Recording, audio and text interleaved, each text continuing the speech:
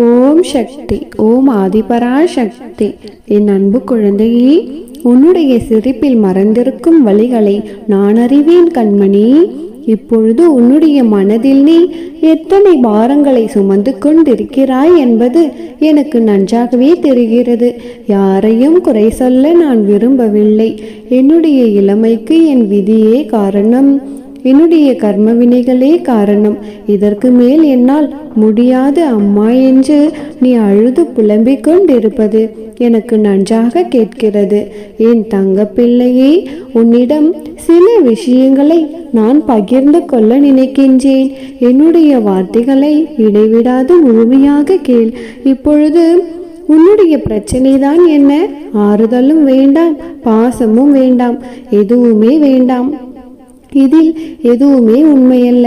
பார்த்து பார்த்து மனம் நொந்து நொந்து மனப்பாறையாக மாறிவிட்டது. தனிமையில் இருக்கவே நான் விரும்புகின்றேன் என்றுதான் நீ மனதிற்குள் மறுகிக் கொண்டிருக்கின்றாய். என் கண்மணியே, எத்தனை முறை உன்னிடம் நான் கோரினாலும் ஒரு உண்மையை நீ உணரவும் ஏற்றுக்கொள்ளவும் மறுக்கின்றாய். என்னவென்று தெரியுமா? இந்த உலகில் யாரும் யாருக்கும் சொந்தமில்லை. எதுவுமே இங்கு நிரந்தரமும் இல்லை. தாய் தந்தையாக இருந்தாலும் சரி, கணவன் மனைவி, பிள்ளைகளாக, சகோதர சகோதரிகள், ஏன் இன்றும் பிரியாத நண்பர்களாக இருந்தாலுமே சரி, யாரும் இங்கு யாருக்கும் சொந்தமில்லை. எல்லோரும் அவரவருக்கு விதிக்கப்பட்ட கடமையை செய்யவே வருகிறார்கள். அவரவர்களின் கடமை முடிந்ததும் உன்னை விட்டு விலகி செல்ல வேண்டும் என்பதே அவர்களுக்கு விதிக்கப்பட்ட கட்டளையாக இருக்கும். இதனை நீ ஏற்றுக்கொள்ள சற்று கடினமாக இருந்தாலுமே இதுதான் உண்மை. ஆனால் உனக்கு இன்று படைக்கப்பட்ட, உனக்காக விதிக்கப்பட்ட ஒரு உறவு இருக்கிறது. அது என்றும் எந்த சூழ்நிலையிலும் உன்னை விட்டு விலகாது. அது இன்றும் உன்னுடைய நிழலாக உன் கூடவே இருக்கும். என்ன அம்மா, இங்கே யாருக்கும் சொந்தமில்லை, எதுவும் நிரந்தரமில்லை என்று கூறுகிறீர்கள். இப்பொழுது நீங்களே உனக்கான ஒரு உறவு இருக்கிறது என்று கூறுகிறீர்களே என்று கேட்கிறாயா என் தங்கமே? ஆம் கண்மணி, உனக்காக ஒரு உறவு உன்னுடன் தான் இருக்கிறது. யாரென்று உனக்கு தெரியுமா? உனக்கு உறவு நீ மட்டும்தான். உன்னையே நீ நேசிக்க பழகு, வாழ்க்கை இனிமையாகும். ஒன்றை மட்டும் கூறுகிறேன், நினைவில் நிறுத்திக்கொள். அன்பை யாரிடமும் கேட்டு வாங்காதே, அது நிலைக்காது. அக்கறையை சொல்லி பெறாதே, காதலை பிச்சை எடுக்காதே. இவையெல்லாம் கிடைக்காத இடத்தில் நீ என்றும் ஒரு நொடி கூட இருக்காதே. திமிர்கொள், தனிமையில் நிறைந்து திறமையை செதுக்கு, தன் நம்பிக்கையை பன்மடங்காக வளர்த்துக்கொள். என் தங்கமே, இந்த உலகில் யார் இருந்தாலும் இல்லாவிட்டாலும் பூமி சுற்றுவது நிற்காது. உன்னுடைய விதி உள்ளவரை உன்னுடைய பயணம் தொடர்ந்துதான் ஆகும். மரணம் வரை கூட வருபவர்கள் யாரும் இல்லை இந்த உலகில். உனக்கு நீ மட்டும்தான் உறவு. புரிந்து நடந்து கொள். உனக்கு துணையாக என்றும் நான் இருக்கின்றேன். உன்னை பாதுகாத்து கரை சேர்ப்பது என்னுடைய பொறுப்பு.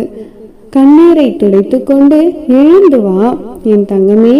உன் வாழ்க்கையில் சந்தோஷமான விஷயங்கள் உனக்காக காத்திருக்கிறது. நம்பிக்கையோடு காத்திரு. எப்போதும் உனக்கு துணையாக உன் அன்னை உன் கூடவே உனக்கு நிழலாக வருவேன். நல்லதே நினைத்தால் நல்லதே நடக்கும். ஓம் சக்தி. ஓம் ஆதிபராசக்தி. இன்றைய நாளில் ஒரு இனிப்பான செய்தியை உன்னிடம் கூற வந்துள்ளேன். நீ பயந்து கொண்டே இருந்தாயல்லவா? இது சரியாக நடக்குமா? நான் நினைத்தபடியே நடந்து முடியுமா என்று மனதில் போட்டு குழம்பிக் கொண்டிருந்தாயல்லவா? இதோ உன்னுடைய விருப்பப்படியே எல்லாம் நடந்து முடிய போகிறது. இந்த இனிப்பான செய்தியை உனக்காகவே நான் கொண்டு வந்துள்ளேன் தங்கமே. இந்த ஆசைகளை பெற்றுக்கொண்டே இந்த நாளையும் துவங்கு என் தங்கமே. வாழ்க்கையில் போராடும் குணத்தை பெற்று தீர்க்கமாக நீ வாழ நினைக்கும் என் பிள்ளை நீ. மனம் உறுதி இருப்பவர்களிடம்தான் அதற்கான சோதனை மேற்கொள்ளப்படுகின்றது. என் தங்கமே, உன்னுடைய மனம் என்பது நான் வசிக்கும் கோவில். அந்த கோவிலில் என்னுடைய மனமது இல்லாமல் ஒரு தூசி கூட நுழையாது. என்னை காண வந்த என்னுடைய பிள்ளையான உனக்கு நிறைய நிறைய விஷயங்களை புரிய வைக்க வேண்டியது என்னுடைய கடமை.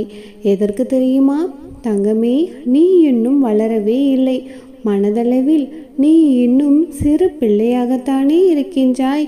என் தங்கமே, உனக்கான பக்குவத்தை புகட்ட எனது சிற்றத்தையும் காண்பிக்க வேண்டியதாய் இருக்கிறது.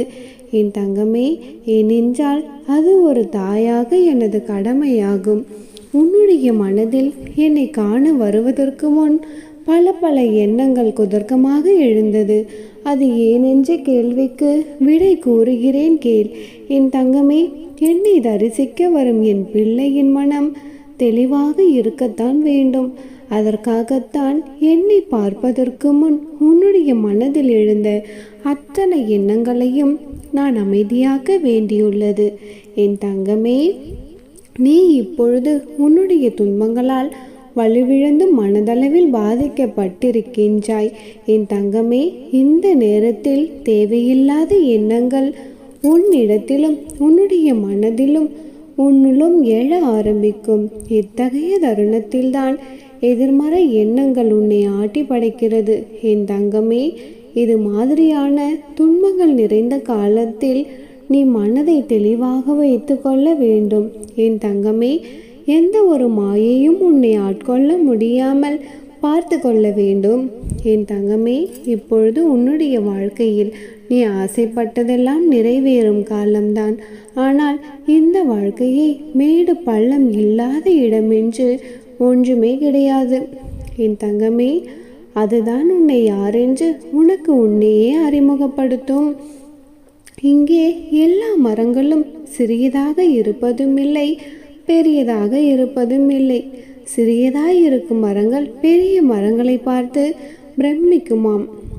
ஒரு நாள் நான் இப்படித்தான் வளர வேண்டும் என்று அதுவும் வளருமாம் பெரியதாக.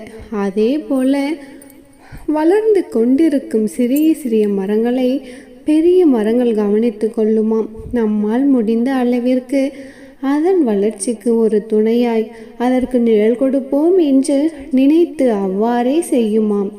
அதே போலவே அந்த மரங்கள் வளர்ந்து மற்ற மரங்களுக்கு தான் பெற்ற உதவியை அதுவும் செய்யும். அவ்வாறே ஒன்றுக்கு ஒன்று உதவி செய்து கொண்டு நாளடைவிலேயே அது ஒரு பசுமையான மரங்களும் பூக்களும் நிறைந்த நந்தவனமாக மாறிவிடும். இங்கே முதல் மரம் நாம் வளர்ந்து விட்டோம், இது போதாது, வானளவாக வளர்ந்து நிற்க வேண்டும் என்று நினைத்து கொண்டிருந்தால் நந்தவனம் அங்கே தோன்றி இருக்க முடியாது. அது தரத்தை பார்க்கவில்லை. தனக்கு கிடைத்த போதுமான வளர்ச்சியில் மன நிறைவு பெற்று அடுத்தடுத்து சிறிய சிறிய மரங்கள் வளரவும் உதவி செய்தது. அவற்றைப் போலவே தான் மனிதனும் எண்ணினான். எல்லோரும் வாழும் வாழ்க்கை நந்தவனமாக மாறிவிடும். நீ உன்னுடைய மனதிற்கு நன்றாகத்தான் வாழ்வாய். ஏனென்றால் நீயும் அந்த மரத்தை போலத்தான். நீ ஒரு பக்கம் வளர வேண்டி இருந்தாலுமே கூட மற்றவருக்கு உதவி புரியும் குணமும் நிறைவாய் உனக்கு இருக்கிறது. என் தங்கமே, அதனால் தான் கூறுகிறேன், நீ நன்றாக வாழுவாய். என்னுடைய பரிபூர்ண அருளும் ஆசீர்வாதமும் உனக்கு என்றென்றும் உண்டு. என் தங்கமே, உன்னுடைய வாழ்க்கையில் நடந்த எல்லாவற்றை பற்றியும் என்னிடம் நீ வந்து சொல்லிக்கொண்டே இருக்க வேண்டும் என்ற அவசியமில்லை தங்கமே. ஏனென்றால் நடந்த எல்லாவற்றையும் நடத்தி கொண்டிருப்பவள் நான் அல்லவா? இது எனக்கு நடக்குமா, இது எனக்கு நடக்காதா என்ற யோசனைகளை பிறரிடம் சென்று கேட்டுக்கொண்டே இருக்காதே. என் தங்கமே, நடக்க வேண்டுமா நடக்கக்கூடாதா என்று முடிவெடுப்பவள் நானே இங்கு சர்வாதிகாரி. சகலமும் என்னுள் அடங்கியே இருக்கும். என் தங்கமே, இந்த அன்னையை அம்மாவாக பெற்ற நீ எதற்காக கலங்கிக் கொண்டே இருக்கின்றாய்? நானே உன் அனைவருடைய அந்தரங்க ஆட்சியாளராக இருதயத்தில் அமர்ந்திருக்கின்றேன்.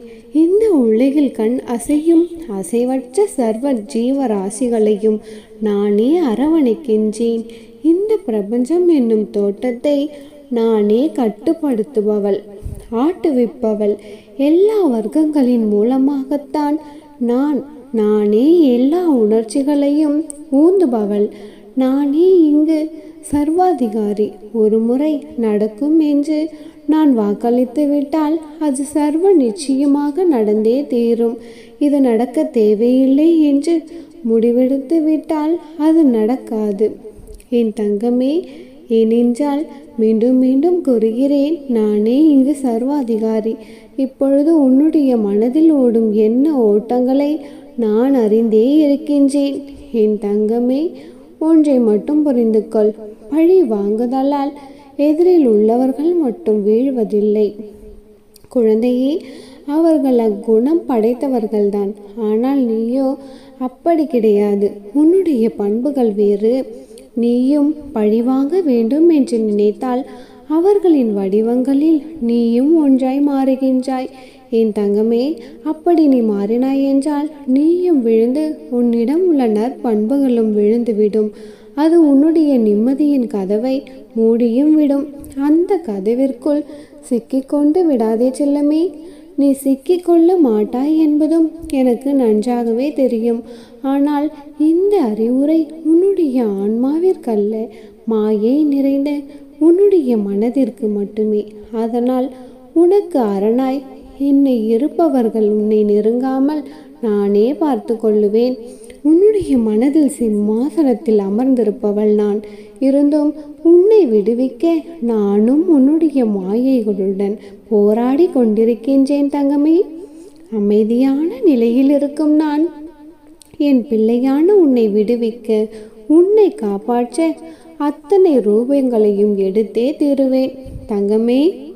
உனக்குள் உன்னை முன்னேற விடாமல் உன்னை முடக்கும் உன் எண்ணங்கள், சிந்தனைகள் என எல்லாவற்றிலிருந்தும் உன்னை நான் விடுதலை செய்வேன். என் தங்கமே, உன்னுடைய மனதை காயப்படுத்தும் உன் மனதிற்கு எந்த நிலைமை என்றால், வெளியில் உன்னை காயப்படுத்துபவர்களை நான் சும்மா விடுவேனா? என் தங்கமே, அவர்களை நான் பார்த்து கொள்கிறேன். ஒருவர் உன்னை பழி வாங்கினால் நீ பதிலுக்கு அதை செய்யாதே தங்கமே. இது சிறிய பெரிய விஷயங்கள் என அனைத்திற்கும் நான் கூறுகின்றேன். அவர்களைப் போல் நீயும் இருந்தால் உனக்கும் அவர்களுக்கும் என்ன வேறுபாடு? என் தங்கமே, ஒன்றை மட்டும் நன்றாக புரிந்து கொள். நீ என்னுடைய பிள்ளை. உனக்கு என்ன நேர்ந்தாலும், எத்தனை பிரச்சனைகள் உன்னை சூழ்ந்தாலும், பிரார்த்தனையையும் நம்பிக்கையும் கைவிட்டு விடாதே தங்கமே. அதுவே உனக்கு எப்படிப்பட்ட சூழ்நிலையிலும் கை கொடுக்கும். என் தங்கமே, உன் அன்னையாகிய நானே உன் கூடவே நின்று அனைத்தையும் நான் பார்த்து கொள்கிறேன். நம்பிக்கையோடு இரு. நல்லதே நினைக்கும் என் செல்ல பிள்ளையின் வாழ்க்கையில் நிச்சயம் நான் நல்லதையே நடத்தி கொடுப்பேன். அம்மனருளால் இந்த நாள் அழகிய நாளாக நிறைவடையட்டும். ஓம் சக்தி. ஓம் ஆதிபரா சக்தி.